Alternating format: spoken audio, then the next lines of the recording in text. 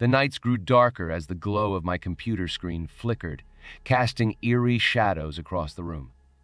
My name is James, a middle-aged man who once prided himself on his stability and rationality. But now, I'm ensnared in a web of psychological horror, a reality where the lines between the digital world and my own existence blur. It all began innocently enough.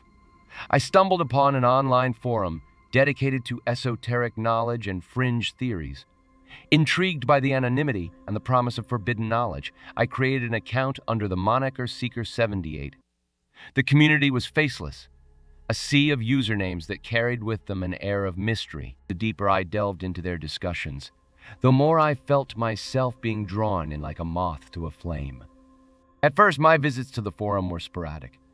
I would engage in discussions, question theories, and exchange ideas with the faceless people on the other side of the screen. But as the days turned into weeks, the forum began to occupy more of my time. I found myself staying up late, immersed in the threads and neglecting my responsibilities. The grip on reality started to loosen. My wife, Emma, grew concerned. Her voice became distant, as if she were speaking to me from another dimension. She pleaded with me to disconnect, to rejoin the tangible world where our daughter, Lily, eagerly awaited my attention. But I was hooked. The faceless people of the forum were my companions now, their words resonating more deeply with me than anything my own family said. Friends slipped away, their laughter fading into the distance. It was as if my physical world was evaporating, leaving only the virtual realm and its enigmatic denizens. Emma's tearful ultimatum to choose between her and the forum was met with a hollow gaze, a gaze that could only focus on the words pulsating before me. One night, as I delved deeper into a thread discussing the nature of reality, a message appeared on my screen. It was from a user named Eclipse42. The message was cryptic yet oddly alluring. The secrets you seek go beyond words. Allow us to reveal the unseen. I responded, my fingers dancing across the keyboard. What do you mean? Seconds turned into minutes as the cursor blinked in anticipation. Then a reply: attend the gathering. It's time to see beyond the surface. The message sent a shiver down my spine, a cocktail of excitement and dread coursing through my veins. I followed the instructions given by Eclipse42 and found myself in a virtual meeting room. The faces that appeared on my screen were distorted, their features shifting like mirages. Their voices were layered whispers, each syllable resonating in the depths of my mind. They spoke of truths hidden in plain sight, of dimensions beyond our comprehension. The room swirled with colors, and reality itself seemed to bend to their will.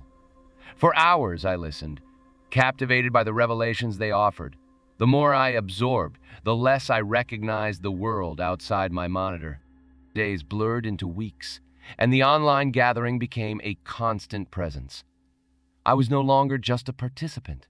I was a devotee, a disciple of the faceless figures who promised to lift the veil of illusion.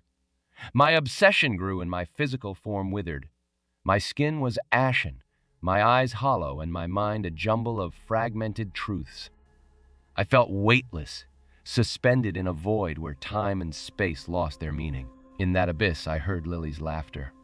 Her voice, a beacon of warmth, pulled me back. As my senses returned, I realized the truth. I had lost myself.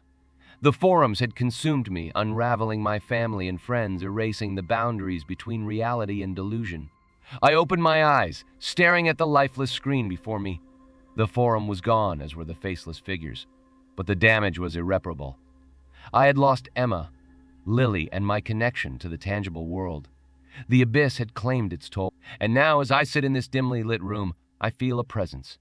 The whispers have returned, faint but insistent.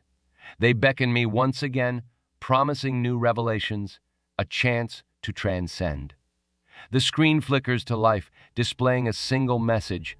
The journey continues. My heart races as I hover my fingers over the keys.